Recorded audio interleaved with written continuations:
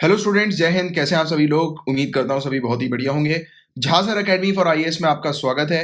Guys, आज के lecture को स्टार्ट करने से पहले आप लोग के काम की चीज मैं आपको बताता हूँ। अगर आप सिविल सर्विसेज की तैयारी कर रहे हो या अनअकैडमी पे किसी भी कोर्स को अगर आप परचेज करने पर विचार कर रहे हो तो तुरंत आज ही परचेज कर लो। 20% का डिस्काउंट आपको मिलेगा कोड यूज करने पर। झासर कैपिटल लेटर में झासर कोड यूज करोगे तो आपको 20% का फ्लैट डिस्काउंट जो है वो मिलेगा किसी भी कोर्स में। आप कुछ परचेज कर रहे हो, आपका कोई फ्रेंड परचेज कर रहा है, उसको एक ही कोड देना, वो है कैपिटल लेटर में झासर, राइट। और बहुत सारे नए नए कोर्स अभी ये लॉन्च कर रहे हैं, ऑप्शनल भी है, ईएमआई पर कोर्स आप ले सकते हो, बहुत सारी फैसिलिटी अवेलेबल है।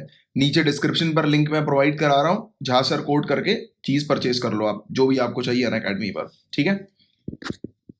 गाइस, सबसे पहले तो आज मैं आप लोग को खड़ा करना चाहता हूं। आप खड़े हो और जाओ आपकी दीवार के पास। दीवार पर जहां पर आपने बड़ा सा वर्ल्ड मैप लगा के रखा है वहां जाओ, कहीं और नहीं जाना। दीवार के पास वर्ल्ड मैप जहां लगा है वहां पर जाओ और आपको वर्ल्ड मैप एक बड़ा सा और इंडिया का एक मैप जो है वो आपको लगाना है अपने स्टडी रूम में जहां पर आप पढ़ाई करते हो। इट इज़ वेरी इंपॉर्टेंट कि जो भी लोकेशन से रिलेटेड कुछ न्यूज़ आ रही है तो लोकेशन को देखो। ये एक बहुत इंपॉर्टेंट प्रैक्टिस होती है, राइट, ज्योग्राफी की, लोकेशन की। तो इंडिया की तरफ आप देखिए और इंडिया से जो है वो आप जाइए किसकी तरफ। अपन एक काम करते हैं, इंडिया से वेस्ट की तरफ चलते हैं, ठीक है। तो वेस्ट में आप देखिएगा अरेबियन सी आपको दिखाई देगी, फिर गल्फ ऑफ एडन आपको दिखाई देगा, राइट। आपको ये भी दिखेगा horn of Africa, right, Somalia वाली जो कंट्री हम लोग को देखने को मिलती है। सीड, जिसका मैंने आपको एक बार शॉर्टकट ट्रिक भी जो है बताई थी, हॉर्न ऑफ अफ्रीका को याद करने की शॉर्टकट जो है वो सीड है।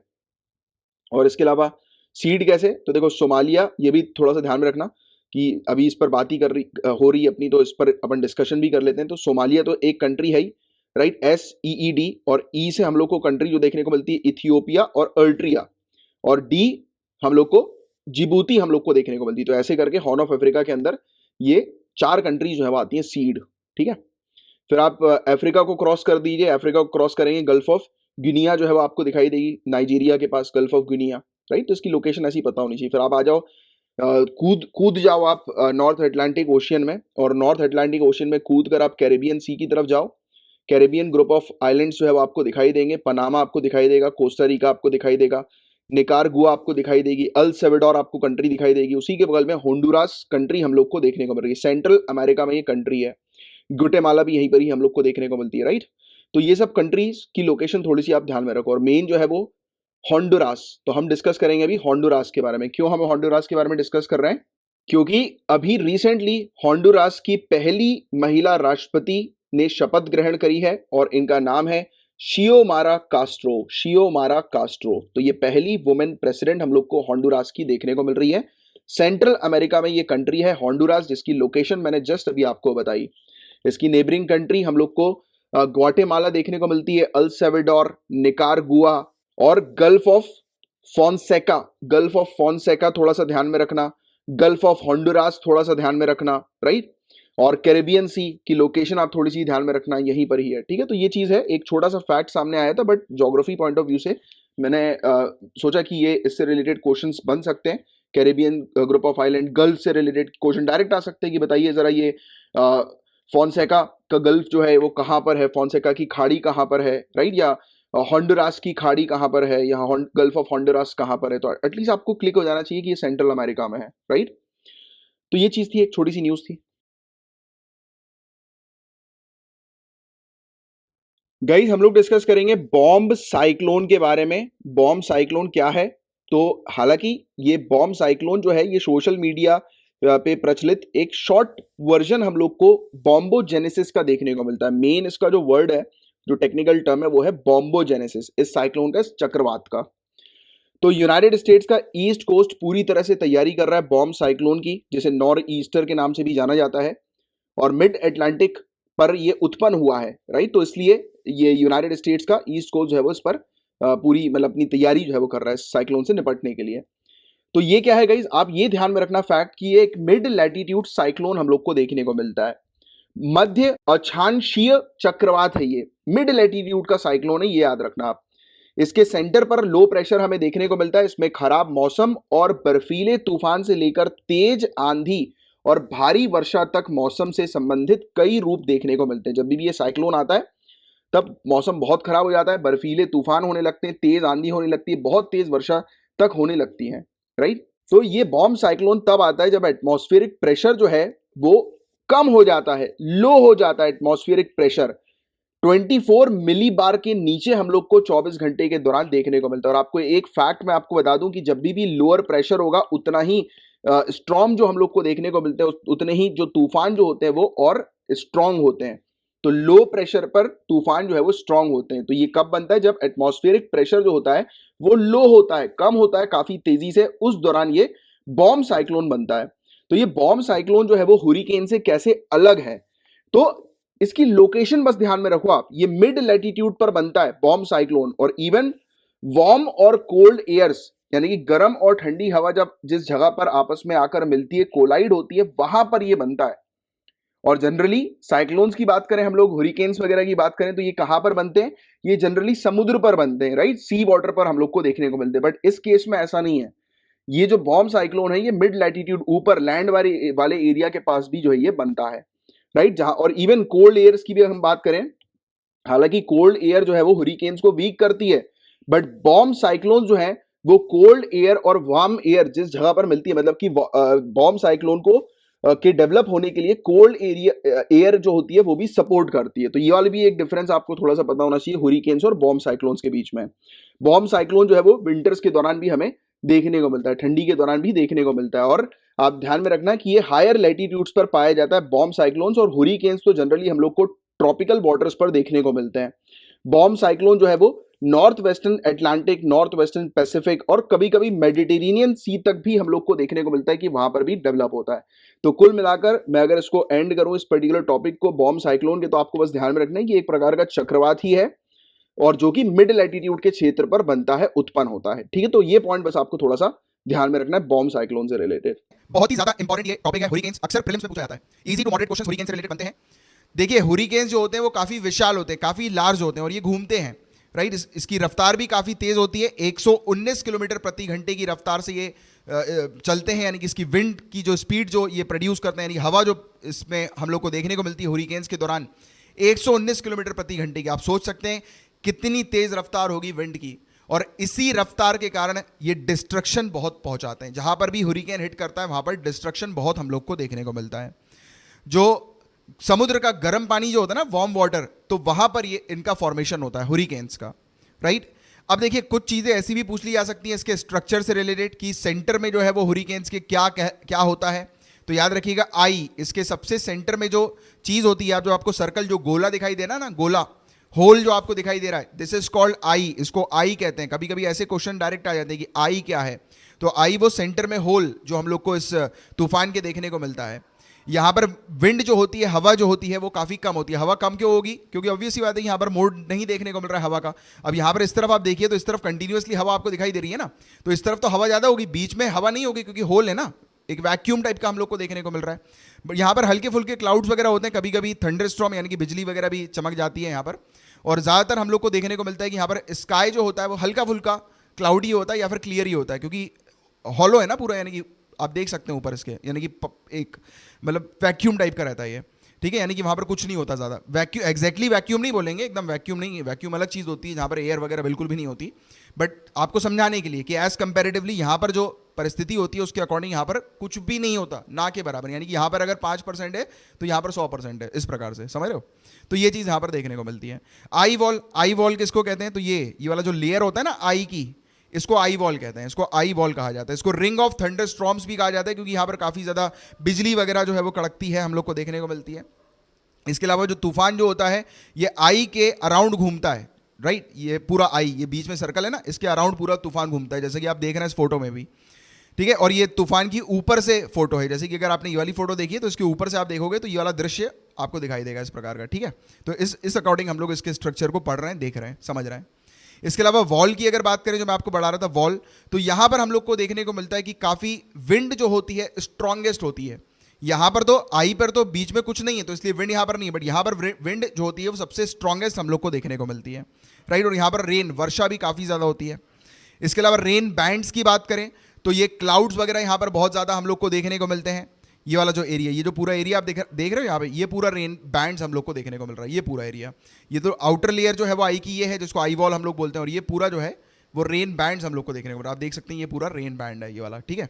यहाँ पर हम लोग को वर्षा देखने को मिलती है, नाम सीजन में आ रहा है रेन बैंड्स, ठीक है। यहाँ पर काफ़ी ज़्यादा वर्षा होती है, क्लाउड्स वगैरह यहाँ पर बहुत ज़्यादा होते हैं, हम लोग को देखने को मिलते हैं, बिजली वगैरह हम लोग को देखने को मिलती है, टॉर्नेडोज वगैरह यहाँ पर हम लोग को बहुत देखने को मिलते हैं, टॉर्नेडोज, है ना, यानी कि भवंडर वगैरह काफ़ी ज़्यादा देखने को मिलते हैं। अब क्वेश्चन ये बन सकता है कि ये जो तूफान है ये हुरिकेन में कैसे कन्वर्ट हो जाता है, यानी कि एक छोटा हल्का फुल्का तूफान इतना भारी विशाल कैसे बन जाता है और उसकी स्पीड ऐसी कैसे तेज हो जाती है। तो सबसे पहली समझने की बात यह है कि तूफान ज़्यादातर कहाँ पर बनते हैं, ज़्यादातर क्या ऑलमोस्ट सभी तूफान कहाँ पर बनते हैं। तो क्वेश्चन आ जाता है कि तूफान कहाँ पर बनते हैं, स्टॉर्म कहाँ पर फॉर्म होते हैं। तो आपका आंसर सिर्फ ये होना चाहिए, ट्रॉपिक ऑफ कैंसर से लेकर ट्रॉपिक ऑफ कैप्रिकॉर्न के बीच में, क्योंकि ये जो एरिया है इसको हम लोग ट्रॉपिकल जोन कहते हैं और यहीं पर ही तूफान बनते हैं। इसके पीछे का लॉजिक क्या है, सिंपल सा लॉजिक है, आपने एनसीईआरटी में पढ़ा होगा कि आपने वो पढ़ा ना एनसीईआरटी में कि जो सन जो होता है वो ट्रॉपिक ऑफ कैंसर और ट्रॉपिक ऑफ कैप्रिकॉर्न के बीच में ही ओवरहेड होता है। आपने वो समर सॉलिस्टिस विंटर सॉलिस्टिस पढ़ा होगा कि जिस समय सन जो है वो इस एरिया से रिटर्न करता है। एक्चुअली में सन रिटर्न नहीं करता, क्योंकि हमारी धरती जो है वो सन के क्योंकि सन तो घूमेगा नहीं, सन एक ही जगह पर है, बट हमारी धरती जो है वो एक्सिस पर घूमती है अपने, राइट, यानी कि सन जो है, सूर्य जो है वो उसके चक्कर लगाती है इस प्रकार से। तो एक्सिस कुछ इस प्रकार की कि ये ऊपर नीचे जाती है, यानी कि ऊपर नीचे हमारे ये एक्सिस देखने को मिलता है। तो इसमें ऐसा लगता है कि सन जो है वो ऊपर नीचे हो रहा है, क्योंकि सन ईस्ट से निकलता है, वेस्ट पे जाके ढल जाता है, राइट। तो बट एग्जैक्टली सन तो जा नहीं रहा है, धरती घूम रही है, तो ये कंसेप्ट वैसा ही है। तो इसमें आप वो तो हालांकि बेसिक आपको पता होगा, बट फिर भी एक बेसिक अंडरस्टैंडिंग भी आप लोग को पता होनी चाहिए, उसके लिए मैंने रिवाइज करा दिया, ठीक है। तो ये समर सॉलिस्टिस विंटर सॉलिस्टिस का आपको पता है कि पूरा कि यहीं पर ही इस एरिया पर ही हम लोग को सन ओवरहेड देखने को मिलता है।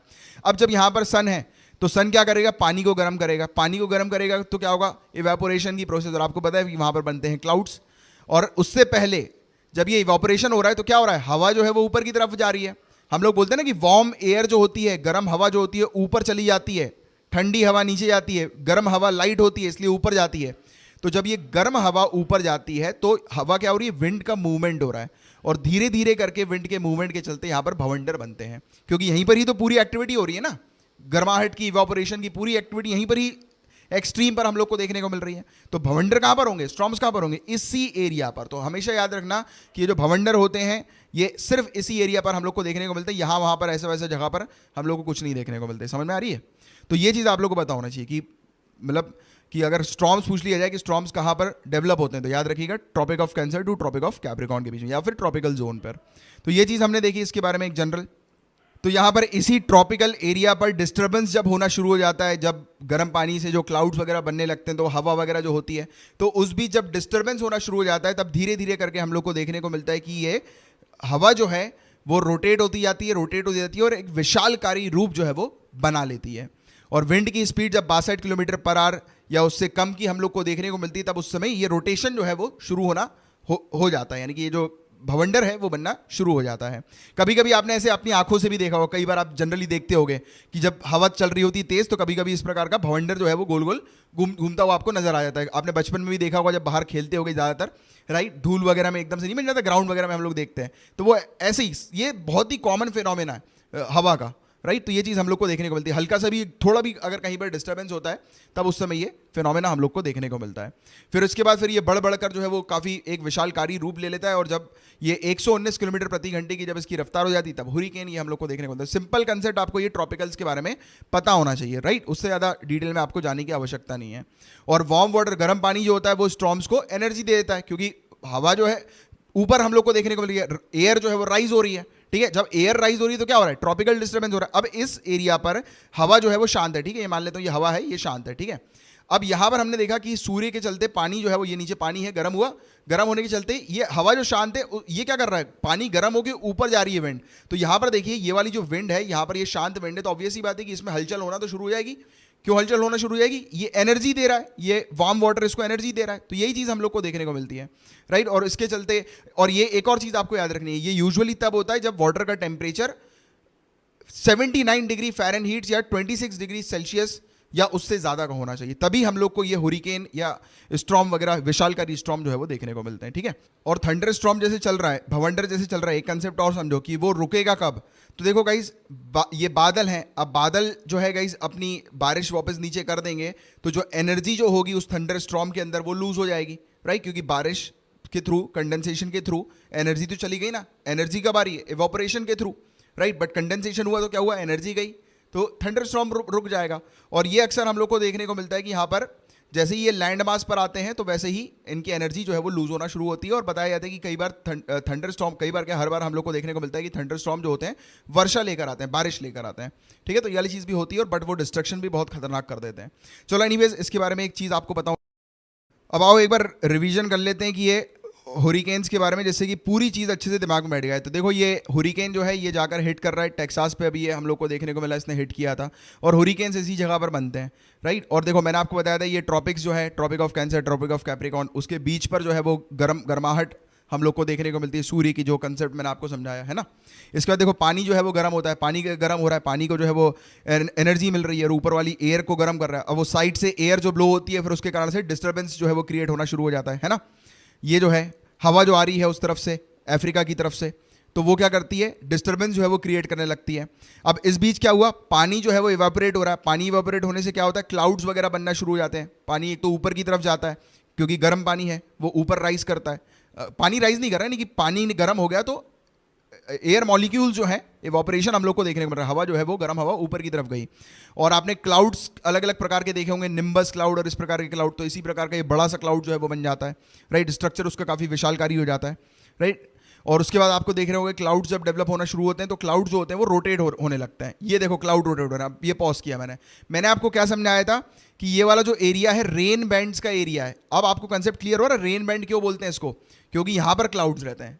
क्लियर है यहाँ तक बातें। अब आगे देखते हैं। अभी आपको आई भी दिखाई देगी, ये देखो, ये आपको आई दिखाई दी बीच में, और ये होल जो आपको दिखाई दे रहा है वो आई है, उसके बगल वाला क्या है, आई वॉल है। और रेन बैंड्स आपने देखा मेरा, और स्ट्रक्चर से आपको क्लियर हो गया कि रेन बैंड्स जो होते हैं वो क्या करते हैं, हम लोग को देखने को मिलता है कि बारिश, वर्षा वहाँ पर काफ़ी ज़्यादा होती है, और इस प्रकार से जो है वो टॉर्नेडो डेवलप हो जाता है। और टॉर्नेडो देखो कितना विशालकारी होता है, 1000 माइल्स तक ब्रॉड हम लोग को देखने को मिलता है, और ऊंचाई में 10 माइल्स तक ये हम लोग को देखने को मिलता है। बहुत ही ज़्यादा विशालकारी होता है ये, और जाकर ये हिट कर देता है, और हिट करने के बाद बहुत बुरा डिस्ट्रक्शन वगैरह जो है वो क्रिएट कर देता है। हालत जो है वो खराब हो जाती है उस एरिया की, जिस एरिया पर ये हिट करता है, ठीक है।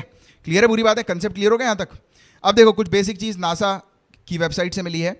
जैसे इस एरिया पर जो ये भवंडर वगैरह आते हैं उसको हम लोग साइक्लोन्स बोलते हैं। इस एरिया पर टाइफून जो है वो कहा जाता है। इस एरिया पर होरिकेन्स हम लोग को देखने को मिलते हैं, इसको कहा जाता है, जो कि बहुत ही खतरनाक, भयानक मोड़ जो है वो ले लेता है ना। तो ये चीज़ है। इंडिया में अभी साइक्लोन्स आए हुए थे, तो आपको साइक्लोन, होरिकेन, टाइफून, इसके बारे में पता होना चाहिए।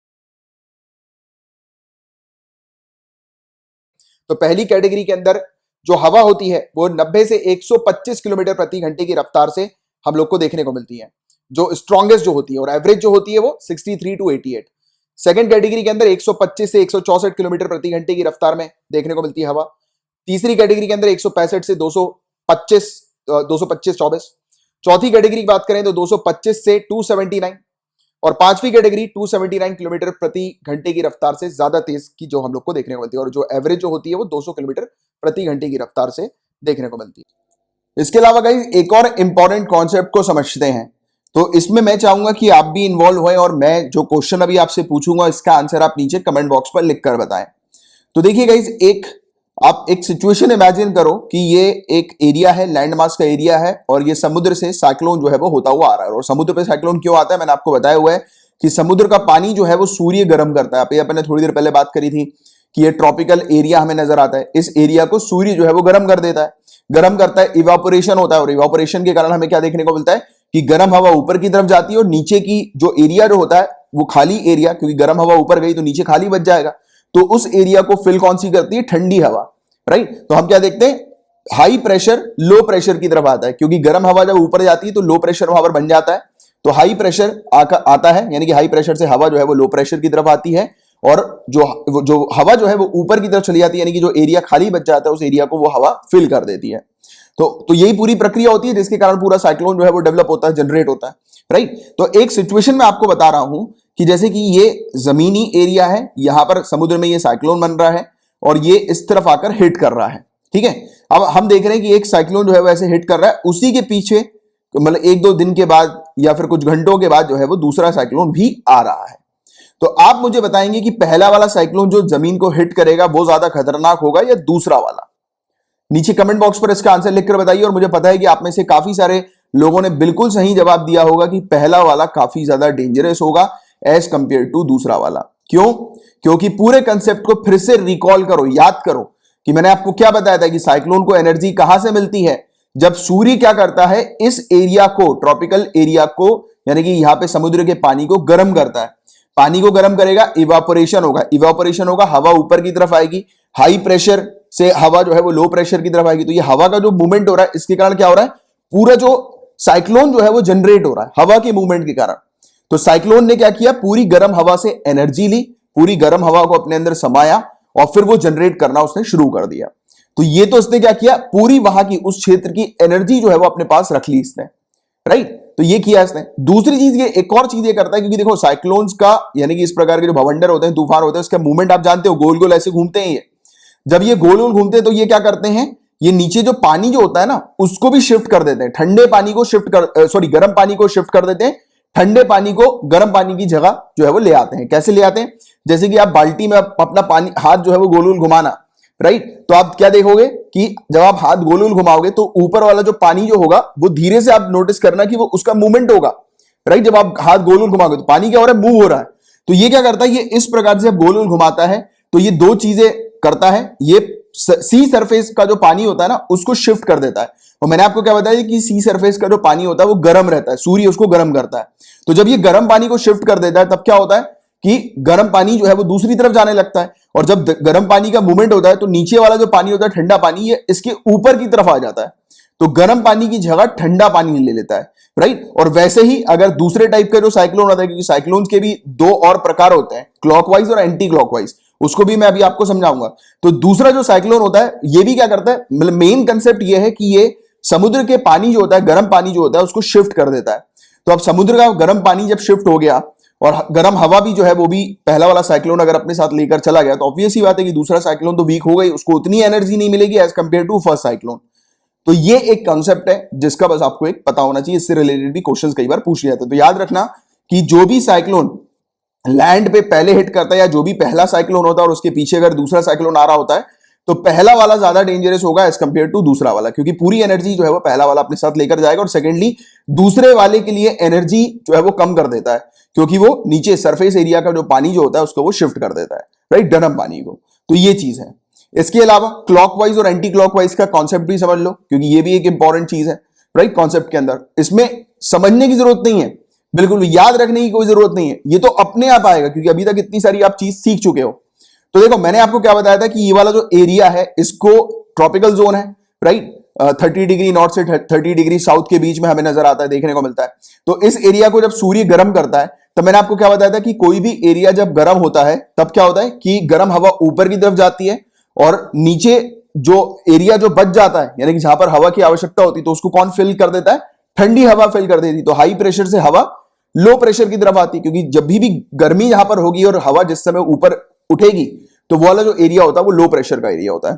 तो ये जो क्षेत्र है, जैसे कि अगर हम लोग इक्वेटर से ऊपर वाले क्षेत्र की बात करें, तो इस क्षेत्र पर जो है वो जब भी इवापोरेशन होगा, जब भी लो प्रेशर क्रिएट होगा, तो ऊपर वाला 60 डिग्री नॉर्थ से लेकर 30 डिग्री नॉर्थ का जो एरिया है वहां की जो हवा है वो यहां पर आएगी। अब आप इमेजिन करो एक सिचुएशन को कि ये यहां की हवा यहां पे आ रही है और यहां पर हम क्या देख रहे हैं, यहां पर साइक्लोन एक्टिविटी जब डेवलप हो रही है, तो ये क्या कर रहा है, ये पुश कर रहा है इस पूरी हवा को। तो अभी आप क्या देख रहे हो, मूवमेंट, ये वाला मूवमेंट देख रहे हो, राइट। ये वाला पूरा गोल घुमाओ, ऐसे हाथ को, उंगली को इस पे रखो, यहां पर उंगली रखो मेरे कर्सर की तरफ, उंगली को नीचे लेकर आओ और ऐसे करके ऊपर उठाओ उंगली को, राइट। ऐसे ये गोल घूम रहा है, क्योंकि ये, अब आप बोलोगे कि सर ये ऐसे ऊपर क्यों उठ रही है, मैंने आपको क्या बताया, हवा ऊपर की तरफ ही उठेगी। तो ये जब हवा यहां से हाई प्रेशर से लो प्रेशर की तरफ जब हिट कर रही है, और यहां पर भी तो गर्माहट हवा कंटिन्यूअसली हो ही रही है, हमें गर्म हवा देखने को मिल रही है, सूर्य यहां पर कंटिन्यूअसली गर्मी क्रिएट कर रहा है, तो इसी को ही फोर्स करते हुए ये ऊपर भी उठ जाती है, क्योंकि गर्म हवा फिर ये बनती है, फिर ये ऊपर उठती है। तो ये पूरी प्रोसेस कंटिन्यूअसली चलती है कि ठंडी हवा यहां पर आती है और गर्म हवा यहां पे ऊपर उठ रही है। तो ये पूरा क्या हो रहा है, एक पूरा सिस्टम एक ऐसा क्रिएट हो रहा है जो कि हम लोग को क्लॉकवाइज तरीके का देखने को मिलता है। घड़ी जो है वो बिल्कुल ऐसे चलती है ना, क्लॉकवाइज। तो वैसे आप क्या देख रहे हो, यहां पर ऊपर वाले एरिया पे, नॉर्थ साइड वाले एरिया पे हम लोग को देखने को मिलता है कि क्लॉकवाइज साइक्लोन जो है वो ज्यादा डेवलप होते हैं, जनरेट होते हैं, तो राइट। और वैसे ही अगर आप साउथ की तरफ जाओगे तो साउथ से हाई प्रेशर जो है वो लो प्रेशर की तरफ यहां पर आ रहा है, राइट। यहां पर जो है वो गर्माहट बन रही है, यहां पर साइक्लोन बन रहा है, तो यहां पर हाई प्रेशर लो प्रेशर की तरफ आ रहा है। तो आप क्या देख रहे हो, यहां पे हाई प्रेशर लो प्रेशर की तरफ आया, और ऊपर वाला सेम कॉन्सेप्ट लगाओ, कि फिर ये क्या होगा, ऐसे करके गोल घूम जाएगा, क्योंकि यहां पर भी हवा जो है वो गर्म हो रही होगी और ऊपर की तरफ जा रही होगी। तो हम क्या देख रहे हैं, ये उल्टी घड़ी चल रही है, तो इसको एंटी क्लॉकवाइज कहते हैं। तो सिंपल सा ये कंसेप्ट आप ध्यान में रखो, क्लॉकवाइज और एंटी क्लॉकवाइज में सिर्फ ये वाला फिगर बस थोड़ा सा ध्यान में रखना, ऑटोमेटिकली साइक्लोन्स के बारे में आपको पता लग जाएगा कि कौन सा क्लॉकवाइज है, कौन सा एंटी क्लॉकवाइज हमें नजर आता है, राइट। तो सिंपल सी चीज है जिसका बस आपको ये आइडिया होना चाहिए, जानकारी होनी चाहिए। और साइक्लोन से रिलेटेड जो चीज मैंने आपको पूरी पढ़ाई है, इन्हीं से रिलेटेड आपसे क्वेश्चंस पूछे जाएंगे, इनसे बाहर का और कुछ नहीं आएगा। गाइस, केंद्र सरकार ने अपॉइंट किया है अनंत नागेश्वरन को सीईए के तौर पर चीफ इकोनॉमिक एडवाइजर के पद के लिए। तो नए चीफ इकोनॉमिक एडवाइजर का नाम क्या है? अनंत नागेश्वरन, राइट। तो ये चीज आप थोड़ी सी ध्यान में रखिएगा। और अनंत नागेश्वरन जो है वो फॉर्मर मेंबर हम लोग को prime minister economic advisory council के देखने को मिलते हैं। और आपको बता दें कि सीईए चीफ इकोनॉमिक एडवाइजर जो होते हैं वो फाइनेंस मिनिस्टर ऑफ इंडिया को रिपोर्ट करते हैं। और ये जो पोस्ट होती है गाइस, ये इंडिया के सेक्रेटरी की पोस्ट होती है, यानी कि आईएएस ऑफिसर। तो जब आप आईएएस एग्जाम को क्रैक करेंगे तो आप भी चीफ इकोनॉमिक एडवाइजर के पद पर जा सकते हैं। तो this is your motivation also. And CEA जो होते हैं गाइस, वो हेड होते हैं डिपार्टमेंट ऑफ इकोनॉमिक अफेयर्स के, जो कि मिनिस्ट्री ऑफ फाइनेंस के अंडर काम करते हैं। गाइस, एक फैक्ट मैं आपको क्लियर करना चाहता हूँ, नहीं तो आप बोलेंगे कि अरे सर ये अभी जो नए हमारे सीईए हैं, चीफ इकोनॉमिक एडवाइजर जो हैं, ये तो आईएएस ऑफिसर नहीं थे, फिर जो है वो कैसे आप कह सकते हैं? यार, सेक्रेटरी का जो पद होता है ना, सेक्रेटरी का पद, मिनिस्ट्री के जो सेक्रेटरी का जो पद होता है, तो वो आईएएस ऑफिसर को जनरली मिलता है। और इवन चीफ इकोनॉमिक एडवाइजर जो थे, वो आप विकिपीडिया पर भी चेक कर सकते हैं कि 2009 तक चीफ इकोनॉमिक एडवाइजर की जो पोजीशन थी वो यूपीएससी के थ्रू ही आती थी। और इसमें इवन 1970s तक हमें देखने को मिलता था कि सभी के सभी चीफ इकोनॉमिक एडवाइजर जो थे वो इंडियन इकोनॉमिक सर्विस के मेंबर्स थे, राइट। तो ये चीज है। तो इकोनॉमिक बैकग्राउंड तो ऑब्वियस ही बात है कि उस सेक्रेटरी का होना जरूरी है, स्पेशलाइजेशन उस सेक्रेटरी का इकोनॉमिक्स में जो होना बहुत ज्यादा जरूरी है। तो सेक्रेटरी इन द सेंस कि जब आप यूपीएससी एग्जाम को क्रैक करेंगे तो आप को मिनिस्ट्री के सेक्रेटरी का पद भी जो है वो मिलेगा। ये बात आप जनरली जानते हैं, बट इसका कोई रिलेशन ये जरूरी नहीं है कि सभी सेक्रेटरी जो है वो आईएएस ऑफिसर हो, राइट। तो ये क्लैरिटी भी रखो आप। भाई साहब, गहरी दोस्ती कही है इजराइल के प्राइम मिनिस्टर ने इंडिया के साथ, कि इंडिया के साथ गहरी दोस्ती है इनकी। तो गहरी दोस्ती शब्द जो है वो यूज किया है इजरायली पीएम ने। तो इजराइल और इंडिया जो है गाइस अपने 30 साल की डिप्लोमेटिक रिलेशन को जो है वो सेलिब्रेट कर रहे हैं। 30 ईयर्स के हमारे राजनयिक संबंध हम लोग को इजराइल के साथ देखने को मिल रहा है, इंडिया और इजराइल के। और इंडिया के बारे में गाइस बता दें कि इंडिया ने रिकॉग्नाइज करा था इजराइल को 17 सितंबर 1950 में, और 29 जनवरी 1992, 29 जनवरी 1992 से फुल फ्लेज डिप्लोमेटिक रिलेशन जो है वो इंडिया और इजराइल के बीच में हमें देखने को मिल रहे हैं। और आपको बता दें, दोनों कंट्रीज ही जो है वो गहरी दोस्ती, डीप फ्रेंडशिप जो है वो ऑब्जर्व कर रही है, दोनों के बीच में गहरी दोस्ती है। और बताया जा रहा है कि दोनों देशों के मध्य सहयोग के अनंत अवसर मौजूद हैं। काफी सारी अपॉर्चुनिटीज दोनों कंट्रीज के बीच में हम लोग को देखने को मिल रही है, एंडलेस अपॉर्चुनिटी अलग अलग सेक्टर्स में। तो ये एक छोटी सी मीटिंग हम लोग को देखने को मिली थी। और एक न्यूज, 30 ईयर्स कंप्लीट हुए हैं इंडिया इजराइल रिलेशनशिप के, और इजराइल अभी काफी ज्यादा न्यूज में भी रहा है बहुत सारे मुद्दों के कारण, राइट। तो आपको बहुत अच्छे से पता होना चाहिए कि इजराइल पैलेस्टीन के बीच में क्या कॉन्फ्लिक्ट है, क्या इशू है। मैप में इनकी अच्छे से आपको लोकेशन पता होनी चाहिए, हर एक चीज। अलिया जो है वो अलिया मूवमेंट क्या है, इसके बारे में एक अच्छी आपको जानकारी होनी चाहिए।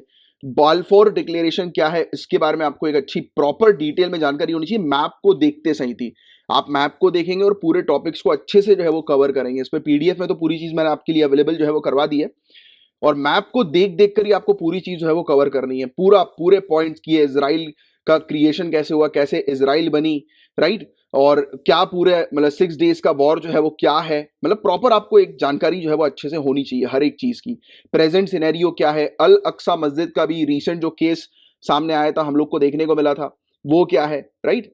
तो ये सब पॉइंट्स आपको थोड़ा सा ध्यान में रखना है, राइट, क्योंकि अभी बहुत ज्यादा टेंशन इजराइल और पैलेस्टीन के बीच में हम लोग को देखने को मिली थी, राइट, रिसेंट पास्ट में, और अभी भी है ही, कंटिन्यू ही है ये टेंशन दोनों के बीच में, राइट। गाइज, आप जानते ही हैं इजराइल और पैलेस्टीन के विवाद के बारे में, काफी लंबा विवाद ये हम लोग को इजराइल और पैलेस्टीन का देखने को मिल रहा है। अभी रिसेंटली इंडिया ने यूनाइटेड नेशन सिक्योरिटी काउंसिल में अपना समर्थन दिया है कि 2 स्टेट सोल्यूशन निकाला जाए, 2 राष्ट्र समाधान जो है वो निकाला जाए, इस पर बातचीत की जाए। मतलब कि सेपरेट करिए जो इशू चल रहा है पैलेस्टीन और इजराइल के ऊपर, अब इस इशू को रिजॉल्व किया जाए जल्द से जल्द।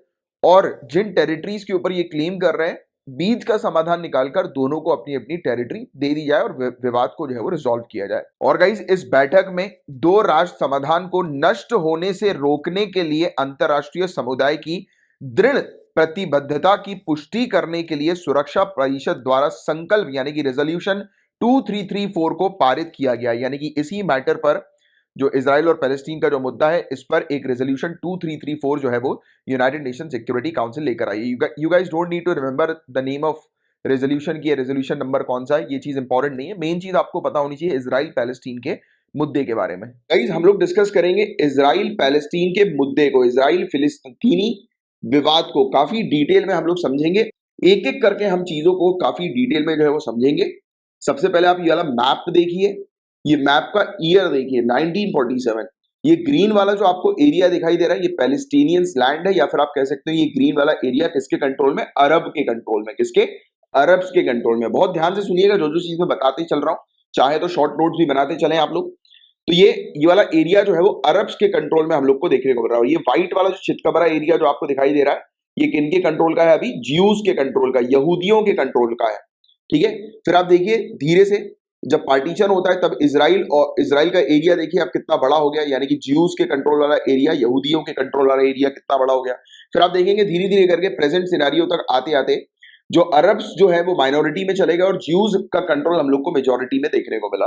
राइट, मतलब कि कंट्रोल आप देखिए जमीन के ऊपर, पहले अरब्स का कंट्रोल था, पर धीरे धीरे करके ज्यूज ने ये कंट्रोल जो है वो अपना इस जमीन पर, इस क्षेत्र पर जो है वो हासिल कर लिया।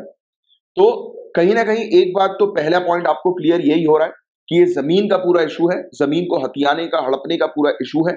और किनके बीच का इशू है ये भी आपको क्लियर हो गया, ज्यूज का और अरब्स का, यहूदियों का और अरबों के बीच का ये संघर्ष, ये इशू, ये कॉन्फ्लिक्ट हम लोग को देखने को मिल रहा है, जो जिसको 100 साल से भी ज्यादा हो चुके हैं और अभी भी ये कॉन्फ्लिक्ट लगातार चल रहा है। तो ये जमीन को लेकर कॉन्फ्लिक्ट है। किसके बीच की जमीन? जॉर्डन नदी और मेडिटेरेनियन सी के बीच की जमीन को लेकर कॉन्फ्लिक्ट है। ये देखो आप मैप में, ये मेडिटेरेनियन सी आपको यहाँ पर दिखाई दे रही है, ये जॉर्डन रिवर है। तो इसके बीच की वाला जो एरिया पूरा है, इसको लेकर ये पूरा विवाद जो है वो बताया जाता है। ठीक है, इजराइल और पैलेस्टीन का। यहां तक बात क्लियर हो गई। अब देखें, सवाल बट ये उठता है, सवाल ये चीज आना चाहिए आपके माइंड में कि ज्यूज जो है वो यहां पर कैसे आए और क्यों आए। तो देखो गाइस, यूके ने इनको यहां पर सेटल किया, ज्यूज को। यूके ने कहा कि एक अलग जमीन जो है वो होनी चाहिए यहूदियों के लिए, राइट। और यूके का एक बाल्फोर डिक्लेरेशन हम लोग को देखने को मिला था, जिसका मेन एम था कि पैलेस्टीन के अंदर ज्यूज के लिए, यहूदियों के लिए घर बनाना। और ज्यूज ने इस चीज को फेवर किया, इस आइडिया को, कि उनके लिए पैलेस्टीन पे घर होना चाहिए, राइट। बट पैलेस्टीनियंस ने, यानी कि अरबों ने इस आइडिया को जो है वो रिजेक्ट कर दिया। और फिर युद्ध हुआ, और युद्ध के दौरान बताया जाता है कि 60 लाख से भी ज्यादा ज्यूज की जो है वो मौत हो गई, राइट। और हम लोग को देखने को मिला कि फिर इन लोगों ने एक सेपरेट स्टेट जो है वो डिमांड करी कि इनको एक सेपरेट जमीन चाहिए, इनको फिलिस्तीन के साथ इन्वॉल्व नहीं होना है किसी भी प्रकार से कॉन्फ्लिक्ट में। ये अपनी एक सेपरेट लैंड जो है वो चाहते हैं रहने के लिए, एक सेपरेट सेटलमेंट चाहते हैं। तो ये चीज हमें देखने को मिली थी, राइट। और ये पूरे जो इकट्ठा हुए थे ना ज्यूज यहाँ पर, ये 1882 से लेकर 1948 के बीच में इकट्ठा हुए थे। पूरे दुनिया भर से जितने भी यहूदी थे वो यहाँ पर पैलेस्टीन में आकर इकट्ठा हो गए थे। और इस मूवमेंट को ये अलियाह कहते हैं, अलियाज। ठीक है, तो ये चीज आपको ध्यान में रखना, क्योंकि यूके ने क्या किया था, इस क्षेत्र को जो है वो रिलीजियस हिस्टोरिकल बैकग्राउंड से लिंक कर दिया। ये कहा कि ज्यूज के लिए ये क्षेत्र जो है वो काफी रिलीजियस है, काफी इंपॉर्टेंट है, और ज्यूज को इस क्षेत्र में आकर सेटल होना है, राइट। तो ये एक मैसेज जो है वो स्प्रेड कर दिया। तो दुनिया भर से यहूदी पैलेस्टीन में आकर जब सेटल हुए तो इस मूवमेंट को अलियाह कहा गया। तो अलियाह भी ध्यान में रखना है। फिर मैं एक बार और रिपीट कर देता हूं, अगेन दोबारा से सुनिए।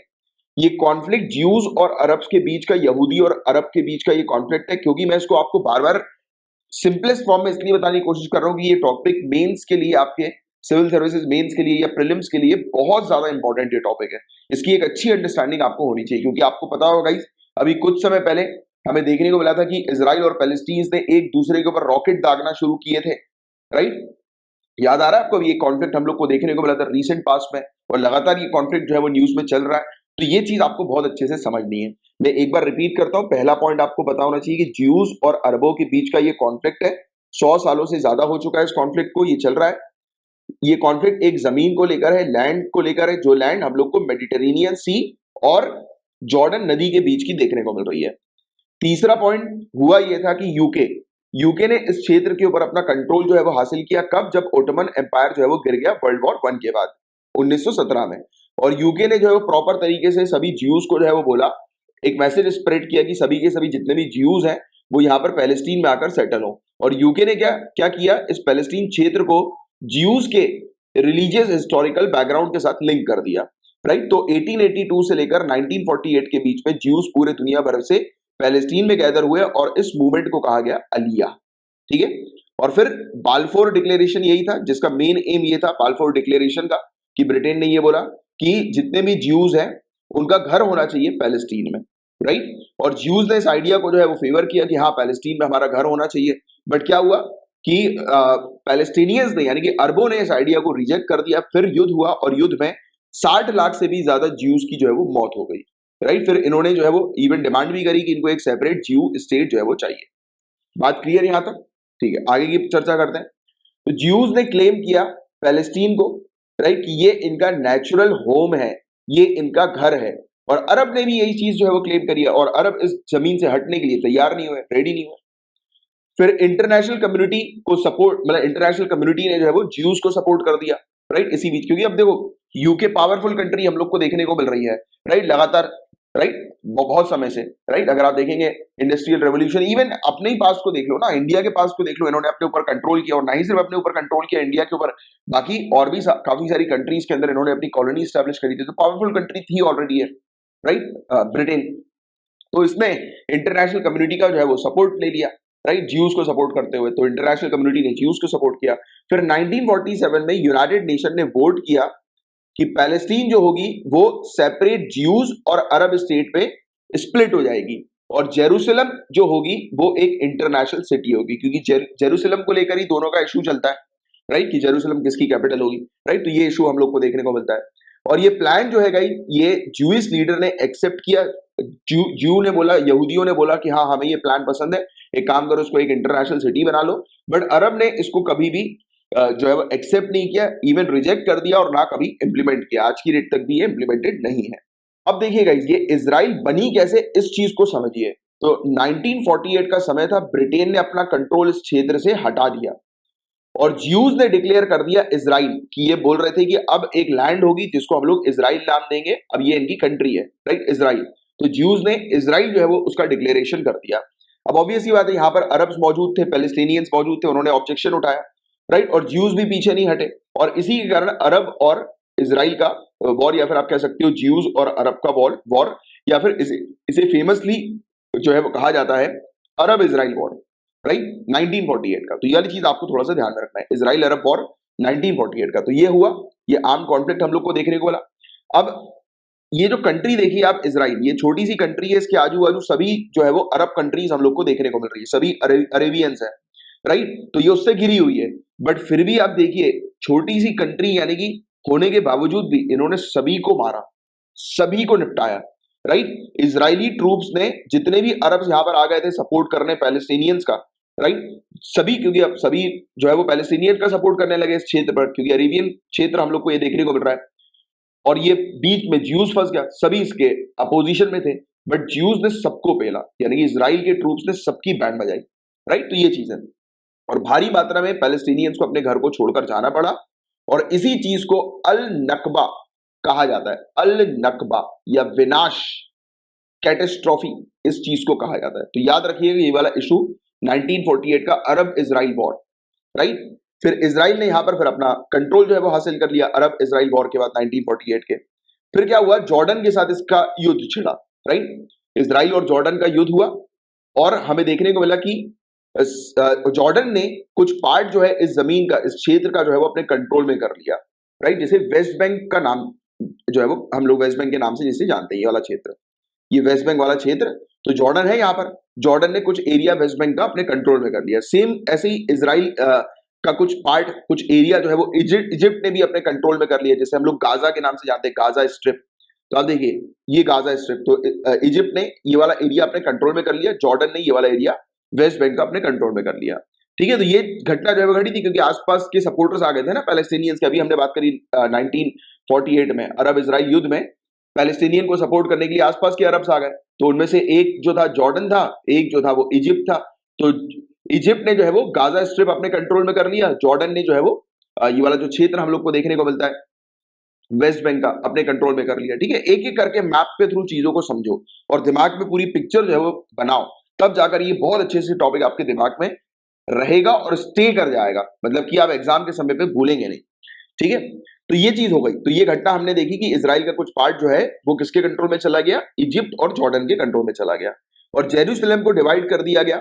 इजराइल जो वेस्ट के पास था और ईस्ट यानी कि जॉर्डन, तो जेरूशलेम जो थी वो वेस्ट और ईस्ट में जो है वो डिवाइड हो गई। ये वाला एरिया जो हम लोग को देखने को मिल रहा है, वेस्ट बैंक वाला एरिया, राइट। और कोई भी फॉर्मल पीस एग्रीमेंट जो है वो साइन नहीं किया गया, और एक दूसरे के ऊपर दोनों जो स्टेट जो थी वो ब्लेम कर रही थी, इजराइल पैलेस्टीन के ऊपर ब्लेम कर रही थी, इजराइल इजिप्ट के ऊपर, और इनकी जो पैलेस्टीन के जो सपोर्टर्स थे उन पर ब्लेम कर रही थी, वो लोग इनके ऊपर ब्लेम कर रहे थे। फिर हुआ ये घटना जो है वो चेंज हुई, 6 डेज वॉर जिसको हम लोग बोलते हैं 1967 की, क्या बोलते हैं 6 डेज वॉर। मात्र 6 दिन का युद्ध हम लोग को देखने को मिला था। इसमें इजराइल ने फिर से अपना जो एरिया था, जो खोया हुआ एरिया था ईस्ट जेरूशलेम का, मतलब कि ये वेस्ट बैंक वाला एरिया, वापस जो है वो इसने कंट्रोल में ले लिया। किससे? ये जॉर्डन से, इवन इजिप्ट से भी गाजा स्ट्रिप का एरिया ले लिया, सीरिया से गोलन हाइट्स वाला एरिया ले लिया। तो जो जिन जिन कंट्रीज ने इसके एरिया को अपने कंट्रोल में किया था, देख लो ये गोलन हाइट वाला एरिया ये ऊपर वाला है, कि जिस समय जॉर्डन ने और इजराइल ने ये वाला एरिया लिया था ना, मतलब इजराइल का अपने कंट्रोल में कर लिया था, राइट। तो उसके बाद 1967 में 6 डेज के वॉर में इसने अपने खोए हुए एरियाज को वापस हासिल कर लिया।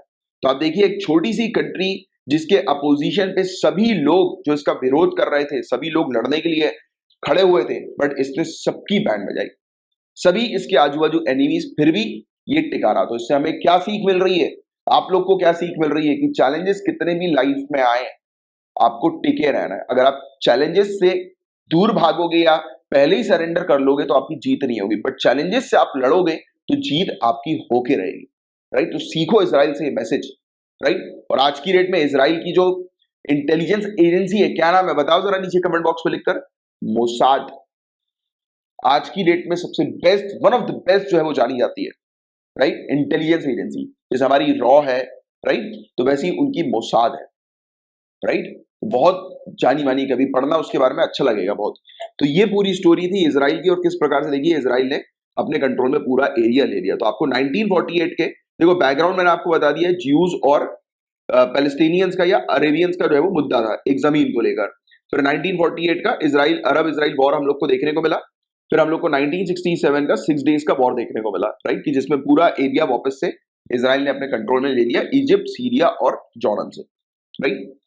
प्रेजेंट सिनेरियो की बात करें तो इजराइल आज की डेट में वेस्ट बैंक इजराइल के कंट्रोल में ही हम लोग को देखने को मिलता है, राइट। बट इसने अपने कंट्रोल से गाजा स्ट्रिप को हटा दिया। इसने बोला कि गाजा जो स्ट्रिप वाला जो क्षेत्र है, यानी कि वो इजिप्ट के पास वाला क्षेत्र, याद करो ये मैप में ये वाला क्षेत्र, तो इसने बोला कि यहाँ पर जो है ये पैलेस्टीनियन जो है वो रह सकते हैं। इसने ये वाला एरिया जो है वो पैलेस्टीनियंस को जो है वो दे दिया। बट यूनाइटेड नेशन जो है वो अभी भी ये कहती है कि ये वाली जो टेरिटरी है ये ऑक्यूपाइड टेरिटरी है, मतलब कि ये इजराइल के कंट्रोल में ही है, राइट। और इजराइल क्लेम करता है कि पूरा का पूरा जेरूशलेम जो है वो इसकी कैपिटल है, और पैलेस्टीनियन क्लेम करते हैं कि ईस्ट जेरूशलेम जो है वो उनकी कैपिटल है फ्यूचर पैलेस्टीनियन स्टेट के लिए। यानी कि आगे चल के जो आज की डेट में इजराइल दिखाई दे रही है, वो बोल रहे हैं कि आगे चल के हम लोग इसको पैलेस्टीन जो है वो बना देंगे, राइट। तो फ्यूचर पैलेस्टीनियन स्टेट के लिए ये वाली जो ईस्ट जेरूशलेम जो है वो इनकी पैलेस्टीनियंस की कैपिटल है। तो ये अभी भी मुद्दा चल रहा है इसी कैपिटल को लेकर, जेरूशलेम को लेकर। और टेंशन जो है वो अभी बीच में बड़ी भी थी अल अक्सा मस्जिद को लेकर, आपको पता होगा ईस्ट जेरूशलेम में, राइट। यहाँ पर ही इशू चला था, जिस टॉपिक को हमने कवर भी किया था काफी डिटेल में, अल अक्सा मस्जिद के पूरे इशू को, राइट। कॉन्फ्लिक्ट हम लोग को देखने को मिला था, फिर एक दूसरे के ऊपर रॉकेट दागे गए थे, याद आ रही है पूरी स्टोरी। तो ये चीज हम लोग को देखने को मिली थी। और वेस्ट बैंक की लोकेशन मैंने भी आपको दिखाई, बताओ जरा नीचे कमेंट बॉक्स में लिखकर कि वेस्ट बैंक जो है वो किसके पास है, किस कंट्री के पास हम लोग को देखने को मिल रही है, और कौन सी कंट्री ने वेस्ट बैंक जो है वो मतलब इजराइल से हथिया लिया था, अपने कंट्रोल में कर लिया था, बताओ जरा, अभी बताया मैंने आपको। तो ये लैंडलॉक टेरिटरी हम लोग को देखने को मिल रही है, एक एरिया हम लोग को देखने को मिल रहा है, ये मेडिटेरेनियन सी कोस्ट जो वेस्टर्न एशिया का हम लोग को देखने को मिलता है उसके नजदीक है, और इसके ईस्ट में हम लोग को जॉर्डन देखने को मिलती है, और एक ग्रीन लाइन हम लोग को देखने को मिलती है जो कि सेपरेट करती है इजराइल को, इजराइल के साउथ वेस्ट और नॉर्थ में हम लोग को देखने को मिल रही है, राइट। और वेस्ट बैंक के अंदर हम लोग को देखने को मिलता है कि डेड सी शोर भी यहीं पर इसके वेस्टर्न साइड पर आपको डेड सी भी दिखाई देगी। तो देखिए डेड सी से रिलेटेड पहले भी कई बार क्वेश्चन जो है वो यूपीएससी पूछ चुकी है कि डेड सी जो है वो कौन सी कंट्रीज के आसपास या कौन सी कंट्रीज के साथ अपनी बाउंड्री शेयर करती है, कहां पर है। तो बताएं आप मुझे दो क्वेश्चंस के आंसर। एक, मेडिटेरेनियन सी कौन सी कंट्रीज के साथ अपनी बाउंड्री शेयर करती है, और डेड सी कौन सी कंट्रीज के साथ अपनी बाउंड्री शेयर करती है। बताएं नीचे कमेंट बॉक्स पे लिख के। अब what are the dispute settlements here, तो किस प्रकार से मतलब यानी कि इस क्षेत्र में हम लोग को अभी का मैं वापस आपको जो है वो बैकग्राउंड थोड़ा सा समझाऊं, क्योंकि अभी जो न्यूज आई है वो उसी चीज को लेकर जो है वो हम लोग को देखने को मिली है, सेटलमेंट्स को लेकर। तो देखो वेस्ट बैंक हम लोग को जो देखने को मिल रहा है, इसे जॉर्डन ने कैप्चर कर लिया था 1948 में अरब इजराइल वॉर के दौरान, जिसके बारे में अभी हमने चर्चा करी।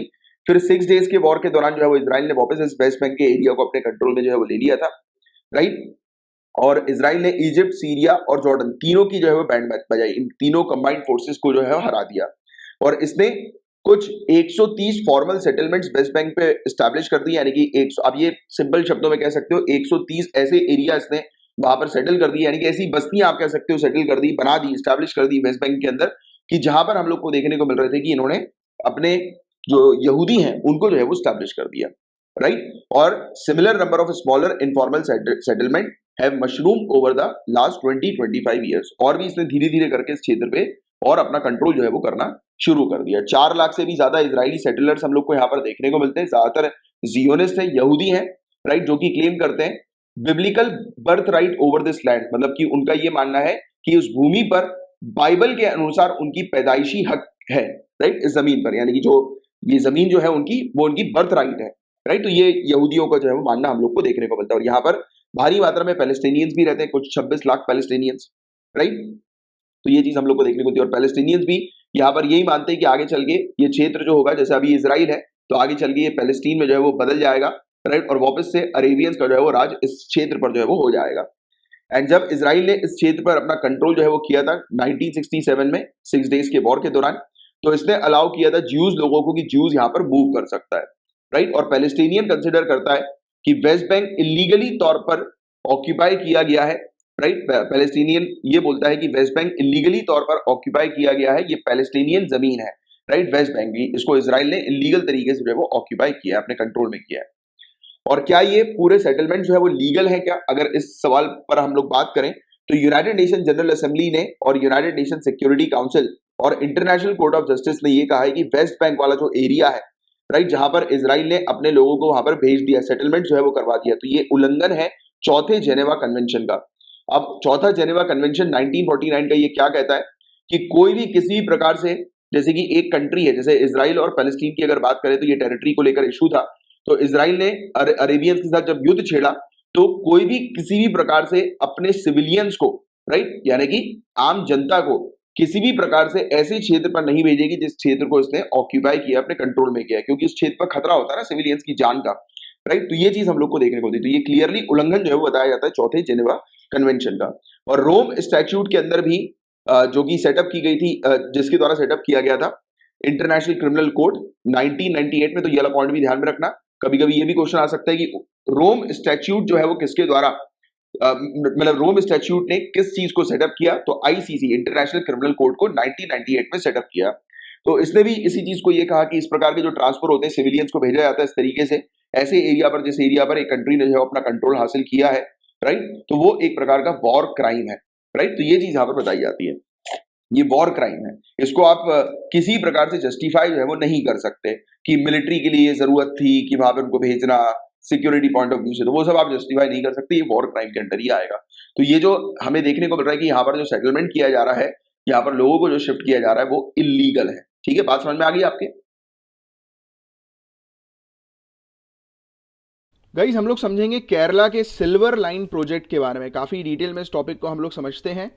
पूरे केरल में सिल्वर लाइन के खिलाफ हो रहे विरोध प्रदर्शनों के बावजूद सीपीआई-एम वाली के नेतृत्व वाली जो सरकार हमें देखने को मिलती है, परियोजना को लागू करने पर अड़ गई है। तो पूरा मुद्दा इस परियोजना से रिलेटेड क्या है वो हम लोग समझेंगे, बट बिफोर दैट कि ये सिल्वर लाइन प्रोजेक्ट जो है वो है क्या, ये पहले आप समझो, दिस इज मेन थिंग। तो ये केरला का major semi high speed railway project है। तो पहला पॉइंट आपको क्या मिल गया कि सिल्वर लाइन प्रोजेक्ट कहाँ का है, केरला का है, और क्या है ये railway project, high speed railway project हम लोग को देखने को मिल रहा है, जिसका मेन मकसद क्या है, ट्रैवल टाइम रिड्यूस करना केरला के नॉर्थ और साउथ एंड्स के बीच में, यानी कि केरला के अंदर बताया जा रहा है कि तिरुवनंतपुरम को कसारगोड के साथ जो है वो कनेक्ट किया जाएगा, यानी कि नॉर्थ वाला एरिया और साउथ वाले एरिया को आपस में कनेक्ट किया जाएगा। हाई स्पीड ट्रेन यहाँ पर दौड़ाई जाएगी, high speed semi high speed train यहाँ पर दौड़ाई जाएगी। 45 किलोमीटर की लाइन होगी जो कि तिरुवनंतपुरम जो कि साउथ में है और कसारगोड जो कि नॉर्थ में है उसको आपस में कनेक्ट करेगी। इसमें 11 डिस्ट्रिक्ट होंगी और 11 स्टेशंस कवर करेगा ये पूरा प्रोजेक्ट। इस प्रोजेक्ट को एग्जीक्यूट किया जा रहा है Kerala rail development corporation limited के द्वारा या फिर के रेल के द्वारा, जो कि एक जॉइंट वेंचर है केरला सरकार और यूनियन मिनिस्ट्री ऑफ रेलवेज का, जो कि बनाया गया है इसी प्रोजेक्ट के लिए, सिल्वर लाइन प्रोजेक्ट के लिए। इस प्रोजेक्ट के फीचर्स की अगर हम बात करें गाइस तो ट्रेन इसके अंदर इलेक्ट्रिक मल्टीपल यूनिट टाइप की ट्रेन होंगी। 9 से लेकर 12 गाड़ियां यानी कि कार डब्बे इसके अंदर हम लोग को देखने को मिलेंगे। 9 कार के रैक की अगर हम बात करें तो उसमें मैक्सिमम 675 पैसेंजर्स बिजनेस और स्टैंडर्ड क्लास में सफर कर सकते हैं। 675 पैसेंजर्स राइट, फुल कैपेसिटी में अगर 9 कार्स वाली अगर होगी ये तो, और बाकी इसको बढ़ा दिया जाएगा, 12 कार भी आगे चल के कर दिया जाएगा, तो 675 से पैसेंजर और भी बढ़ जाएंगे। और ट्रेन की स्पीड 220 किलोमीटर प्रति घंटे की होगी और हर 500 मीटर पर एक अंडर पैसेज हम लोग को सर्विस रोड के साथ देखने को मिलेगा। और साथ ही साथ सिल्वर लाइन प्रोजेक्ट की आवश्यकता क्या है, एक तो ये टाइम बचाएगी बहुत, यानी कि नॉर्थ से साउथ में अगर आपको जाना है केरला के अंदर तो बहुत ज़्यादा आपका टाइम बचेगा। आज की डेट में 12 घंटे का सफ़र होता है नॉर्थ टू साउथ ट्रैवल करने में, और ये 12 घंटे से घटकर 4 घंटे से भी कम का सफ़र हो जाएगा अगर ट्रेन की स्पीड 200 किलोमीटर प्रति घंटे की रफ्तार से ऑन एन एवरेज दौड़ेगी। साथ ही साथ टेरेन लिमिटेशन है, आज की डेट में एवरेज स्पीड हम लोग को 45 किलोमीटर प्रति घंटे की देखने को मिलती है, क्योंकि बहुत सारे मोड़ वगैरह हैं, रास्ता ठीक नहीं है राइट, कर्व्स हम लोग को देखने को मिलते हैं। और साथ ही साथ डी ट्रैफिकिंग हम लोग को देखने को मिलेगी, मतलब कि ट्रैफिक जो है वो काफ़ी कम हो जाएगा। लोग बाग जो है वो इसका फास्ट रूट का जो है वो इस्तेमाल करना, यानी कि फास्ट कम्यूट का इस्तेमाल करना शुरू कर देंगे राइट, कम्यूटर्स की तेज़ी से जो है वो अपनी डेस्टिनेशन पर जो है वो पहुंच सके, जल्दी पहुंच सकें राइट। इससे ग्रीन हाउस गैस एमिशन भी रिड्यूस होगा, रो सर्विस जो है वो एक्सपेंड होगी, एम्प्लॉयमेंट अपॉर्चुनिटी बढ़ेगी, एयरपोर्ट और IT कॉरिडोर्स को आपस में इंटीग्रेट कर दिया जाएगा, मिला दिया जाएगा, और इसमें फास्टर सिटीज़ का डेवलपमेंट होना शुरू हो जाएगा, क्योंकि जल्दी जल्दी लोगों तक सर्विसेज जो है वो पहुंचेंगी, मिल सकेंगी, है ना। बट इस प्रोजेक्ट से जुड़े काफ़ी सारे इश्यूज हैं, विवाद हैं। पहला तो राजनीतिक बयानबाजी हम लोग को देखने को मिल रही है।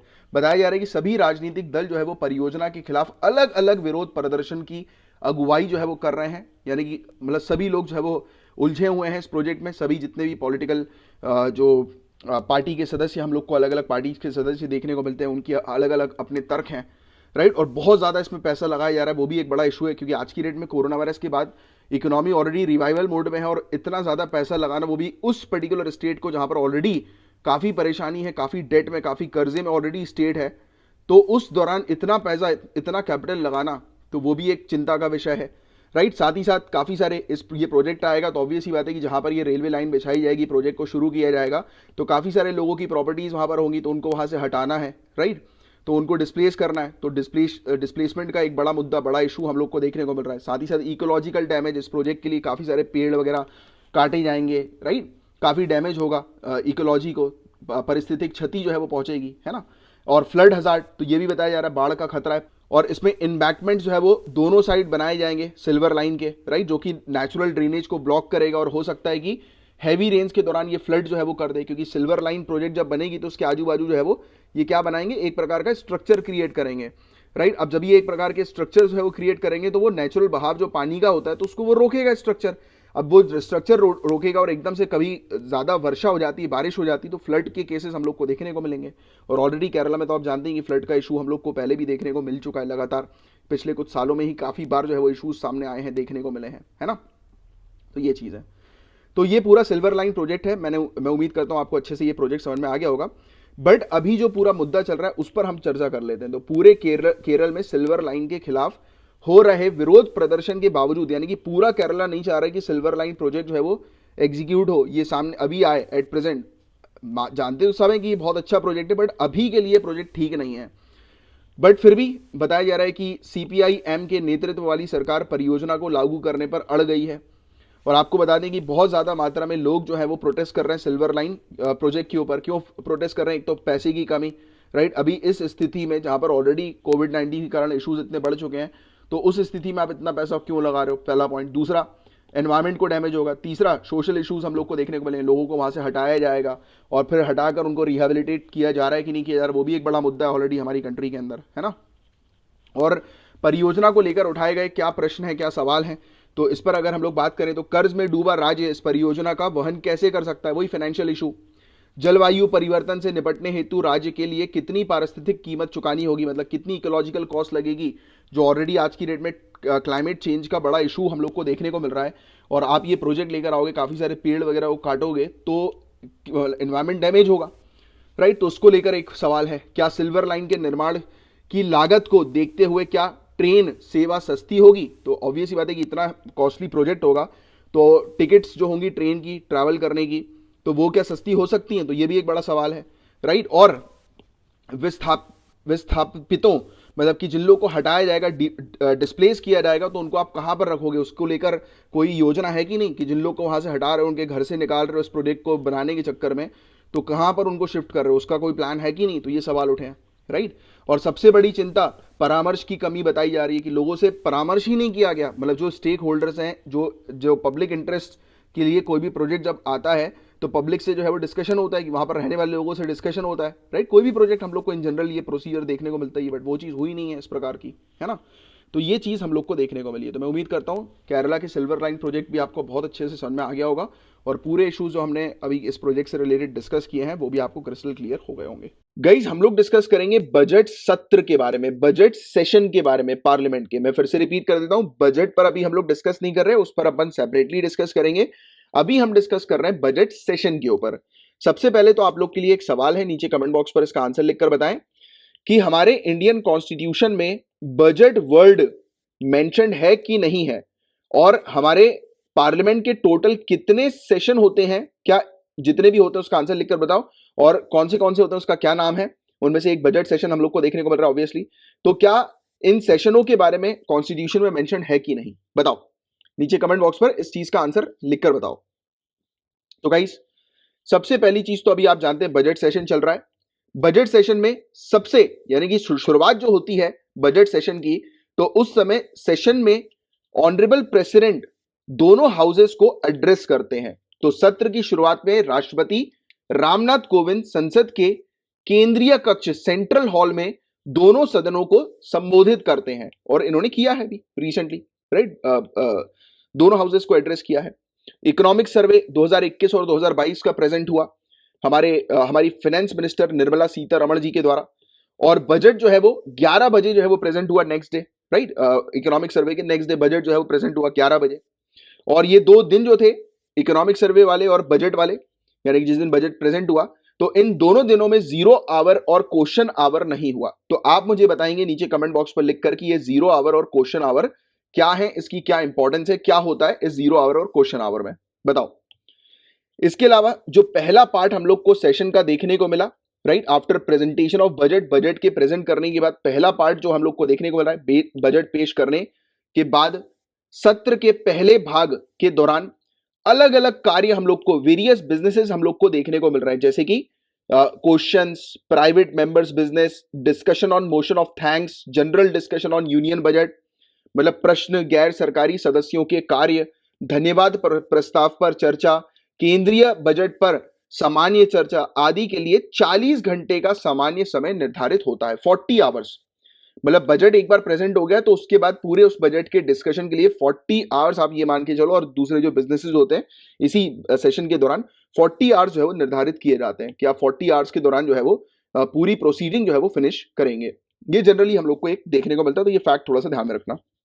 और कॉन्स्टिट्यूशन में पार्लियामेंट के सेशंस के बारे में क्या बात लिखी गई है, यानी कि संसद सत्रों से संबंधित संवैधानिक प्रावधान क्या है, तो आर्टिकल 85 अनुच्छेद 85 ध्यान में रखना। इसमें क्लियरली मेंशन है कि there should not be a gap of more than 6 months between 2 session of parliament. अगर आपके पास क्वेश्चन आ जाए कि कॉन्स्टिट्यूशन के अकॉर्डिंग मिनिमम कितने सेशन एक साल में या फिर 12 महीने में होने चाहिए, तो 2 सेशन, तो ये चीज मेंशन्ड है, क्योंकि 6 महीने से ज्यादा का गैप जो है वो 2 सेशन के बीच में नहीं होना चाहिए, राइट। तो इसका मतलब साफ है कि एक साल में 2 सेशन की मिनिमम रिक्वायरमेंट जो है वो कॉन्स्टिट्यूशन ने प्रस्तुत कर दी है। और हालांकि कॉन्स्टिट्यूशन ने कोई भी चीज स्पेसिफाई नहीं की है कि कितने दिन के लिए पार्लियामेंट की मीटिंग होगी, कुछ स्पेसिफाई नहीं किया, बस उसने एक ही चीज मेंशन कर दी आर्टिकल 85 के तहत कि 6 महीने से ज्यादा गैप जो है वो 2 सेशन के बीच में नहीं होना चाहिए, राइट। मतलब कि साफ यह है कि एक साल में 12 महीने होते हैं और 6 6 महीने मतलब 2 सेशन इस बीच में जो है वो कंडक्ट करने ही है ना। और मैक्सिमम इंटरवल जो है वो 2 सेशन का 6 महीने से ज्यादा नहीं होना चाहिए। मतलब it is mandatory for the parliament to meet at least twice in a year. इसका मतलब यह है कि एक वर्ष में कम से कम 2 बार संसद की बैठक होना अनिवार्य है। तो याद रखना कि अकॉर्डिंग टू कॉन्स्टिट्यूशन मिनिमम कितनी बैठक होनी चाहिए, उसके बारे में क्या मेंशन है, तो डायरेक्टली मेंशन नहीं है, इनडायरेक्टली मेंशन है आर्टिकल 85 के तहत, ठीक है। तो ये चीज आप थोड़ा सा ध्यान में रखना। क्लियरली कहीं पर भी ये नहीं लिखा कि 2 सेशन होने चाहिए मिनिमम, बस ये चीज लिख दिया है कि 2 सेशन के बीच में 6 महीने से ज्यादा का गैप नहीं होना चाहिए। तो लिखा यह है 6 महीने से ज्यादा का गैप, बट समझने के लिए ये आप ध्यान में रखना कि ये मैंडेटरी है पार्लियामेंट के लिए कि वो एटलीस्ट 2 बार मिले एक साल में, राइट। और हमारे इंडिया के अंदर बजट की प्रक्रिया के बारे में कहां पर क्या चीज लिखी है, तो लोकसभा में बजट पेश करने और उसे पारित करने की प्रक्रिया, जो प्रोसीजर्स हैं बजट को प्रेजेंट करने का और बजट को पास करने का लोकसभा के द्वारा, तो उस प्रोसीजर के बारे में आर्टिकल 112 टू 117 में मेंशन है हमारे कॉन्स्टिट्यूशन के। तो भारत के संविधान में प्रोसेस मेंशन है कि बजट जो है वो किस प्रकार से जो है वो उसकी प्रोसीजर जो है वो किस टाइप से होगी। और इवन हम लोग को देखने को मिलता है कि लोकसभा का rules of procedure and conduct of business जो हम लोग को देखने को मिलता है कि लोकसभा की प्रक्रिया और कार्य संचालन नियम जो है, rules of procedure and conduct of business in Lok Sabha, इसके नियम 204 से 221 के बीच में और लोकसभा अध्यक्ष के दिशा निर्देश संख्या 19B में निर्धारित है। और साथ ही साथ 331E जो रूल्स हम लोग को देखने को मिलते हैं लोकसभा के, तो उसके अंदर बजट को कैसे प्रेजेंट करना है, कैसे पास करना है, उसके पूरे प्रोसीजर मेंशन्ड है। तो सिंपल शब्दों में मैं अगर आपको समझाऊं तो बजट को प्रेजेंट और पास करने की जो प्रोसीजर बताई गई है वो कॉन्स्टिट्यूशन में भी बताई गई है, लोकसभा के रूल्स में भी बताई गई है, इवन जो स्पीकर के जो डायरेक्शन जो हम लोग को देखने को मिलते हैं, दिशा निर्देश से रिलेटेड जो रूल्स हैं, तो उसमें भी ये चीज जो है वो मेंशन्ड है। तो बस इतना सिंपल सी चीज आप थोड़ी सी ध्यान में रखिएगा। और बजट जो है गाइस वो 6 स्टेजेस से होकर गुजरती है। This is very important point. Presentation of budget, right, budget की प्रस्तुति पहली स्टेज, दूसरी स्टेज जनरल डिस्कशन सामान्य चर्चा होती है, तीसरी स्टेज डिपार्टमेंटल कमिटीज जो है वो स्क्रूटिनी करती हैं, विभागीय समितियों द्वारा जांच की जाती है, फिर voting on demands for grant, अनुदान मांगों पर मतदान होता है, फिर एप्रोप्रिएशन बिल पास होता है, विनियोग विधेयक पारित होता है और फिर फाइनेंस बिल जो है वो पारित होता है, वित्त विधेयक पारित होता है। तो ऐसी 6 स्टेज से होकर बजट गुजरता है, याद रखनी है आपको। और आपको बता दें बजट जो है लोकसभा पर प्रेजेंट किया जाता है, यानी कि बजट प्रस्तुत कहां पर होगा, लोकसभा पर होगा, और उस दिन होगा जिस दिन ऑनरेबल प्रेसिडेंट जो है वो डायरेक्शन देंगे। तो ये पॉइंट आप ध्यान में रखिएगा कि भारत में राष्ट्रपति द्वारा निर्धारित तिथि पर संसद में वार्षिक वित्तीय विवरण यानी कि बजट प्रस्तुत किया जाता है, राइट। एनुअल फाइनेंशियल स्टेटमेंट ये नाम है बजट का, ऑफिशियल नेम बजट नहीं, कहीं पर भी मेंशन नहीं है, ऑफिशियली इसको एनुअल फाइनेंशियल स्टेटमेंट जो है वो कहा जाता है। तो ये पॉइंट आप ध्यान में रखिएगा। एंड इमीडिएटली जैसे ही बजट प्रेजेंट होता है, 3 स्टेटमेंट्स हम लोग को fiscal responsibility and budget management act 2003 के देखने को मिलते हैं, जो कि लोकसभा पर प्रस्तुत किए जाते हैं, लोकसभा पर रखे जाते हैं। और ये 3 कौन से स्टेटमेंट है, medium term fiscal policy statement, फिर fiscal policy strategy and statement, और तीसरा macro economic framework statement, Hindi में मध्यावधि राजकोषीय नीति वक्तव्य, राजकोषीय नीति रणनीति वक्तव्य, मैक्रो इकोनॉमिक फ्रेमवर्क स्टेटमेंट तीसरा, ठीक है। तो ये ऐसे 3 हम लोग को देखने को मिलते हैं कि बजट के प्रेजेंट होने के बाद 3 स्टेटमेंट इस प्रकार से लोकसभा में प्रस्तुत किए जाते हैं। तो ये था गाइस पूरा बजट सेशन से रिलेटेड इंपॉर्टेंट फैक्ट्स जो मैंने आपको बताए, ये ध्यान में रखना है, इससे रिलेटेड डायरेक्ट क्वेश्चंस बनते हैं। गाइस हम लोग बात करेंगे बैड बैंक के बारे में। नाम से तो ऐसा लग रहा है कि ये बैंक बहुत ही खराब है, बैड बैंक, इससे दूर रहो, बट ऐसा नहीं है गाइस। ये बैड बैंक का नाम जो है वो इसके फीचर से जस्ट या इसके कैरेक्टरिस्टिक से जस्ट उल्टा है। ये एक ऐसा बैंक है जो कि हमारे जो बैंक्स और फाइनेंशियल इंस्टीट्यूशन जो होते हैं जो फंसे हुए हैं आज की डेट में एनपीए में। एनपीए समझते हो, नॉन परफॉर्मिंग एसेट क्या होता है? सिंपल भाषा में मैं अगर आपको समझाऊं कि एक व्यक्ति ने बैंक से लोन लिया और फिर उसने लोन रिटर्न करने से मना कर दिया, वो रिटर्न नहीं कर रहा है, तो ये लोन अकाउंट जो होगा वो क्या हो जाएगा, एनपी हो जाएगा, यानी कि बैंकों का लॉस हो जाएगा, राइट। क्योंकि ऑब्वियसली बात है, बैंक ने अपना पैसा दिया है, लोन दिया है, राइट, लोन रिलीज किया है एक अकाउंट में, अब लोन की वापसी जो है वो नहीं हो पा रही है, तो वो अकाउंट एनपीए हो गया। तो आज की डेट में हमारी कंट्री के अंदर बैंकिंग सिस्टम में एनपीए की परेशानी बहुत ज्यादा है, आप लोग सभी लोग इससे वाकिफ हैं, जानते ही हैं।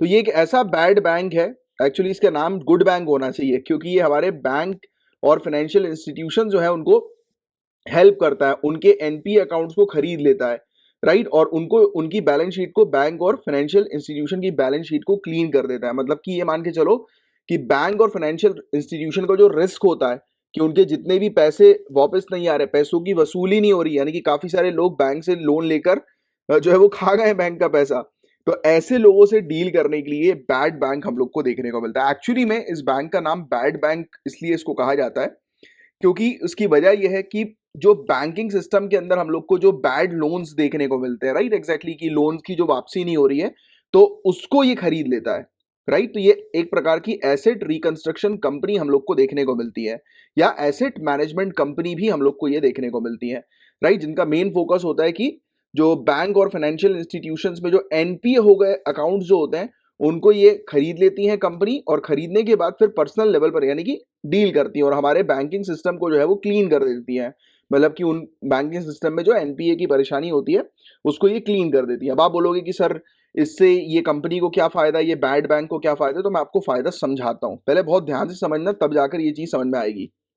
गाइस देखो क्या होता है कि एक एक व्यक्ति है जिसने एक बैंक से 1 करोड़ रुपए एज अ लोन के तौर पर लिया, ठीक है, बहुत सिंपल तरीके से आपको समझाऊंगा, बहुत ध्यान सुनो। एक व्यक्ति बैंक से इसने 1 करोड़ रुपए लोन पे ले लिया बैंक से, हम मान लेते हैं कि इसने बैंक को 1 रुपया भी वापस नहीं किया, राइट। तो ये व्यक्ति जो है वो क्या हुआ इस व्यक्ति का अकाउंट एनपीए हो गया, नॉन परफॉर्मिंग एसेट हो गया।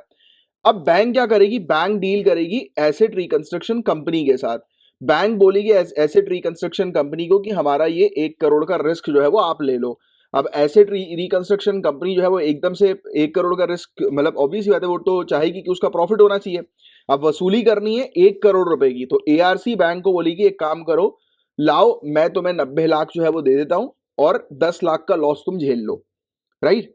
तो ये ऐसी डील होती है। तो इसमें 10 लाख रुपए क्या हुए, तो 10 लाख रुपए मतलब कि ये मान के चलो कि अगर 1 करोड़ रुपए की पूरी वसूली अगर एआरसी कर लेती है, एसेट रिकंस्ट्रक्शन कंपनी जो है वो कर लेती है उस एनपी अकाउंट से, तो सीधे सीधे एसेट रिकंस्ट्रक्शन कंपनी का प्रॉफिट 10 लाख का हो गया, क्योंकि उसने बैंक को जो है वो डिस्काउंटेड रेट में जो है वो रिलीज कर दिया। ये बहुत सिंपलेस्ट फॉर्म में मैंने आपको समझाने की कोशिश करी है, एक बार और फिर से समझाता हूँ अगर समझ में ना आया हो तो। जैसे एक व्यक्ति जिसने बैंक से 1 करोड़ रुपए लिए, ठीक है, अब वो भाग गया, वो बैंक को लौटा नहीं रहा है। अब ऑब्वियस ही बात है गाइस कि आप जब बैंक के पास जो लोन लेने जाते हो तो उसमें आपको बैंक में कुछ कागजात गिरवी रखने पड़ते हैं, कोलैटरल्स गिरवी रखने, जमा करना पड़ता है ना उसकी वैल्यूएशन का। तो अब जो बैंक जो होती है, अब ऑब्वियस ही बात है कि बैंक का प्राइमरी काम क्या है कि कस्टमर्स को हैंडल करना लोन्स जो है वो प्रोवाइड कराना लोगों को, लोगों के जो सेविंग अकाउंट जो है उसको मैनेज करना। तो ये प्राइमरी काम हम लोग को बैंक का जनरली देखने को मिलता है कि बैंक लोन देती है और एक सेविंग अकाउंट बैंक में हम लोग को देखने को मिलता है, राइट। तो लोगों के पैसे मैनेज या सेव रखने का काम जो है वो बैंक का प्राइमरी काम है। अब अगर बैंक जो है वो इस प्रकार से वसूली पे निकल आएगी तो ऑब्वियस ही बात है कि बैंक के जो प्राइमरी बिजनेस है वो जो है वो डैमेज होंगे, राइट, वो पूरा नहीं कर पाएगी। बात को समझ रहे हो, प्राइमरी बिजनेस पूरा नहीं कर पाएगी। तो इसी विचार को ध्यान में रखते हुए एआरसी शुरू हुई, एसेट रिकंस्ट्रक्शन कंपनी का आइडिया सामने आया। एक ऐसी कंपनी रखते हैं हम लोग कि जो कंपनी जो है वो बैंक के रिस्क को जो है वो अपने पास ले ले, राइट। तो अब स्टोरी पर वापस आते हैं वो 1 करोड़ वाली, कि 1 करोड़ रुपए एक व्यक्ति जो है वो लेकर बैंक से भाग गया, तो ये व्यक्ति जो है इसका अकाउंट क्या हो गया, एनपीए हो गया। अब बैंक की बैलेंस शीट पे क्या दिखा रहा है, लॉस दिखा रहा है। अब बैंक क्या करेगी, एआरसी एसेट रिकंस्ट्रक्शन कंपनी के साथ एक एग्रीमेंट कर लेगी, उसको बोलेगी कि एक काम करो, 1 करोड़ रुपए का लॉस मतलब ये तुम ले लो और इस व्यक्ति से वसूली कर लो और हमें 1 करोड़ रुपए दे दो। बट एआरसी कंपनी है, एआरसी क्या बोलेगी, नहीं नहीं 1 करोड़ तो मैं तुम्हें नहीं दूंगा, एक काम करो मैं तुम्हें 90 लाख देता हूँ, डील करनी है तो करो वरना फिर जाओ। तो बैंक बोलती कि चल ठीक है यार 90 लाख की डील कर लेते हैं। मतलब कि कुल मिलाकर बैंक ने 10 लाख का यहाँ पर लॉस जो है वो झेला। अब आप बोलोगे बैंक ऐसा क्यों कर रही है, आप मुझे समझाओ, 1 करोड़ का लॉस बड़ा है या 10 लाख का लॉस बड़ा है? किसी बच्चे से भी पूछेंगे तो वो भी बता देगा कि भैया एक चीज में आपको 10 लाख का लॉस हो रहा है और एक चीज में आपको सीधे सीधे 1 करोड़ का लॉस हो रहा है, राइट, क्योंकि 1 करोड़ के वापसी आने का कोई ठिकाना नहीं है। वो एसेट रिकंस्ट्रक्शन कंपनी जो है वो अपना रिस्क उठाएगी और फिर उसकी वसूली करेगी। तो बैंक क्या बोलेगी कि चल जा यार, एक काम करते हैं, 90 लाख रुपए मुझे दे और पकड़ ये पूरा रिस्क अपने पास। राइट, तो एआरसी बेसिकली बैंकों का रिस्क ले लेती है और बैंकों को जो है वो सस्ते में सुलटा देती है, मतलब कि बैंक का रिस्क लेके। अब बैंक के लॉसेस 1 करोड़ के दिखाने की जगह अगर 10 लाख के बैंक के लॉस दिखाए तो बैंक का लॉस कम हुआ ना, हुआ कि नहीं हुआ कम? यहां पर बात है गेम को समझना। आप बोलोगे कि सर लॉस ही क्यों करना? भैया, अगर एसेट रिकंस्ट्रक्शन कंपनी नहीं होगी तो वो 1 करोड़ की वसूली कौन करेगा फिर? बैंक थोड़ा ना उतरती रहेगी बार बार लोगों के पास जाकर वसूली करने, या उसकी प्रॉपर्टी को नीलाम थोड़ा ना करेगी। इतना इतना बैंक के फिर इससे प्राइमरी फंक्शन हर्ट होंगे। तो इसीलिए ये एआरसी, एसेट रिकंस्ट्रक्शन कंपनी को लाया गया। अब उम्मीद करता हूं कि ये बात अब आपके दिमाग में अच्छे से बैठ गई होगी। अब थोड़ा सा थ्योरेटिकली चीजों को मैं आपको समझाने की कोशिश करता हूं। तो सबसे पहले तो न्यूज जान लो। तो न्यूज में हम लोग को ये चीज इसलिए देखने को मिल रही है क्योंकि बजट में घोषणा जो है वो की गई एक प्रमुख प्रस्ताव की कि घाटे में चल रही बैंकिंग प्रणाली में तनावग्रस्त संपत्तियों से निपटने के लिए एक बैड बैंक की स्थापना के लिए सभी नियामकों को अनुमोदन प्राप्त हो चुका है। तो जितने भी रेगुलेटरी अप्रूवल्स हैं बैड बैंक को लेकर जो है वो हम लोग को देखने को मिल रहा है कि वो पास हो गए हैं। रेगुलेटरी अप्रूवल्स बैड बैंक को लेकर कि जितनी भी बैंकिंग सिस्टम के अंदर जो लॉसेस हमें देखने को मिल रहे थे, स्ट्रेस एसेट्स जो हम लोग को देखने को मिल रहे थे, जो बैंक जिससे यानी कि एनपीए से जो बैंक डील कर रही थी, तो अब एक कंपनी जो है वो लाई जाएगी जो कि पूरे बैंक के रिस्क जो है वो अपने पास ले लेगी। राइट, तो ये चीज हम लोग को सामने देखने को मिल रही है। NARCL को सेटअप किया जाएगा, यानी कि national asset reconstruction company limited को सेटअप किया जाएगा। अभी एसेट रिकंस्ट्रक्शन कंपनी का मैंने आपको एग्जांपल देकर पूरी चीज समझाई थी। तो ये नेशनल लेवल की एसेट रिकंस्ट्रक्शन कंपनी लिमिटेड हमें देखने को मिल रही है। राइट, और ये एक बैड बैंक है। यही कंपनी एक बैड बैंक है जो कि बैंक के जितने भी स्ट्रेस एसेट्स है, यानी कि एनपीए, नॉन परफॉर्मिंग एसेट जितने भी हैं, तो वो ले लेगी। और बजट के दौरान जो है वो इस चीज की घोषणा की गई है। इस कंपनी को जो है वो सेटअप किया जाएगा। और गाइस प्लान ये है कि जितने भी जो लोन अकाउंट्स हम लोग को देखने को मिलते हैं, मतलब कि एनपीए अकाउंट्स जो है 500 करोड़ या उससे ऊपर की वैल्यूएशन के, तो उसके लिए ये बैड बैंक जो है वो लाया जा रहा है। इसके अंदर asset reconstruction company, asset management company भी होंगी जो कि वसूली को जो है वो मैनेज करेगी। राइट, तो ये चीज आप थोड़ा सा ध्यान में रखना। और ये नई कंपनी क्रिएट की जा रही है पब्लिक प्राइवेट सेक्टर बैंक के कोलैबोरेशन के साथ, यानी कि पब्लिक और प्राइवेट सेक्टर बैंक्स दोनों ही इसके अंदर शामिल होंगे। और मेजॉरिटी जो है वो स्टेट ओन्ड बैंक्स की हमें ज्यादा देखने को मिलेगी, यानी कि स्टेट वाले जो बैंक्स हैं, सरकारी बैंक्स जो आप कह सकते हो सिंपल शब्दों में, वो ज्यादा इसमें हम लोग को देखने को मिलेंगे। और NARCL ये कंपनी जो है उसको Indian debt resolution company limited की भी मदद प्राप्त होगी। और प्राइवेट बैंक्स जो हम लोग को देखने को मिलेंगे वो रेजोल्यूशन प्रोसेस पर जो है वो काम करेंगे, मतलब कि समाधान प्रक्रिया जो है उसका भाग जो है वो प्राइवेट सेक्टर बैंक्स हम लोग को देखने को मिलेंगे। राइट, तो ये चीज आप थोड़ी सी ध्यान में रखना। अब ये जो नई कंपनी जो है गाइज वो पुरानी जो ARC एसेट रिकंस्ट्रक्शन कंपनी से किस प्रकार से अलग है और कैसे ये ऑपरेट करेंगे अलग अलग। तो अभी जो बैड बैंक का प्रपोजल रखा गया है इसमें पब्लिक सेक्टर कैरेक्टर हम लोग को देखने को मिल रहा है, क्योंकि ये पूरा आइडिया जो है वो सरकार का है। राइट, इसमें मेजॉरिटी ओनरशिप जो होगी वो सरकारी बैंकों के पास ही हम लोग को देखने को मिलेगी, क्योंकि आइडिया ये पूरा पूरा सरकार का है। और गाइज एट प्रेजेंट जो ARC हम लोग को देखने को मिलती है लोन्स पर ज्यादा डिस्काउंट डिमांड करती है। मतलब जैसे आप याद करो, हमने एग्जांपल लिया था 1 करोड़ और 10 लाख का, तो वैसे ही कुछ दिमाग में रखो कि ये चाहती है कि बैंक जो है वो इनको और ज्यादा डिस्काउंट दे। मतलब कि 1 करोड़ की प्रॉपर्टी ये बैंक से जो है वो जितना मैक्सिमम डिस्काउंट में उठाना चाहे उतना उठा ले। मतलब जैसे 1 करोड़ की प्रॉपर्टी है वो बैंक से इन्होंने 70 लाख में जो है वो उठा ली। मतलब 1 करोड़ का अकाउंट जो है वो बैंक से इन्होंने 70 लाख में जो है वो उठा लिया। मतलब 70 लाख बैंक को दे दिए, 1 करोड़ का अकाउंट अपने पास रख लिया और फिर वो वसूली करने निकल गए। तो इस प्रकार से इशू हम लोग को देखने को मिलता है, इसलिए वैल्यूएशन इशू आता है। बट जैसे कि ये सरकारी इनिशिएटिव है तो इसमें सरकारी बैकिंग ARC की हम लोग को देखने को मिलेगी, बैकग्राउंड पे सरकार अवेलेबल रहेगी।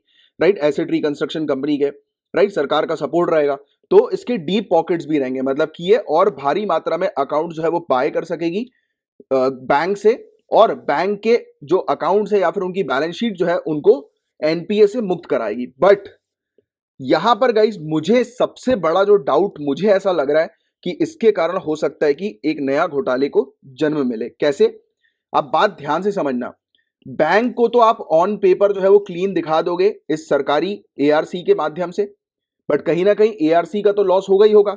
तो क्या पता कुछ षड्यंत्र रचा जाए कुछ लोगों के द्वारा, जो होते हैं ना कि जिनको नॉलेज होती है, सरकारी बैकग्राउंड भी उनका होता है, पावरफुल ब्यूरोक्रेट फैमिली से बिलोंग करते हैं, एरिस्टोक्रेट फैमिली से बिलोंग करते हैं, तो ये लोग क्या कर सकते हैं कि सरकारी सपोर्ट से ही, जैसे फॉर एग्जांपल कि इन्होंने 100 करोड़ रुपए, क्योंकि 500 करोड़ के ऊपर से ये डील करेगी तो चलो 1000 करोड़ रुपए मान लेते हैं, ये 1000 करोड़ का एक अकाउंट जो है वो बैंक में एनपीए हो गया और ये 1000 करोड़ कोई लेकर जो है वो फरार है, मतलब ये मान के चलो एग्जाम्पल ले रहे हैं अपन, ठीक है।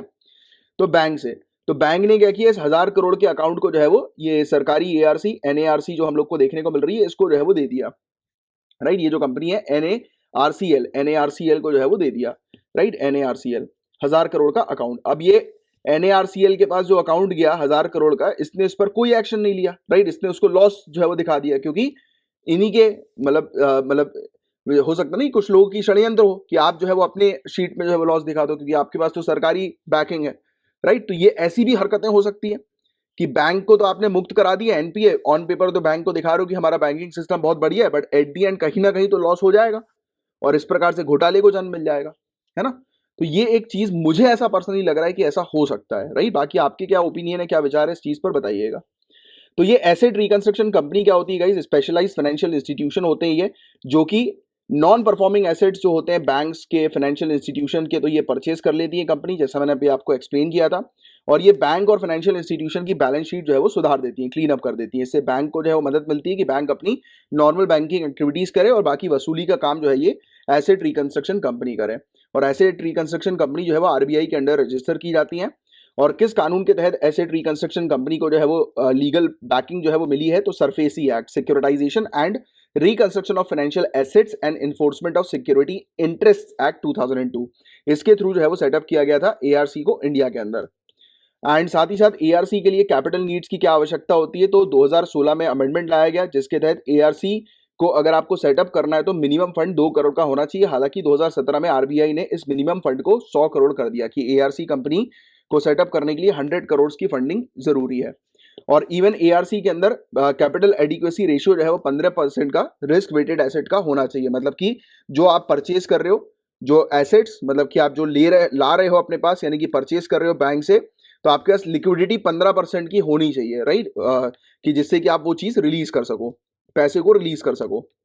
एंड सेकेंडली, टोटल स्ट्रेस जो हम लोग को बैंकिंग सिस्टम में आज की डेट में 15 लाख करोड़ से ऊपर का देखने को मिल रहा है, इसलिए आज की डेट में आवश्यकता है कि इस प्रकार से स्ट्रेस एसेट को डील करने के लिए एक कोई कंपनी होनी चाहिए। और आज की डेट में NARCL national asset reconstruction company limited जो सामने आई है, तो ये कई हद तक जो है वो हमें देखने को मिलेगा कि जो बैंकिंग सिस्टम के अंदर जो स्ट्रेस है, जो एनपीए की प्रॉब्लम बहुत ज्यादा है, उसको रिजॉल्व करने का काम करेगी। बट यस, बात यही है कि इससे क्या पता, कोई हो सकता है कि कोई ना कोई घोटाला जो है वो फिर से जुड़ा हो। तो इस पर बहुत ज्यादा ऑफिशियल्स जो हैं, ईमानदार ऑफिशियल जो है, उन्हें कड़ी निगरानी रखने की बहुत ज्यादा आवश्यकता है, क्योंकि इस एनएआरसी को जो है वो सरकारी बैकिंग मिली हुई है। तो हो सकता है ये बैंक की बैलेंस शीट तो बचा दें, बट इनडायरेक्ट रूट एआरसी के माध्यम से घोटाला जो है वो कर लें। तो इस पर बहुत कड़े नियम बनाने की सख्त आवश्यकता है, राइट।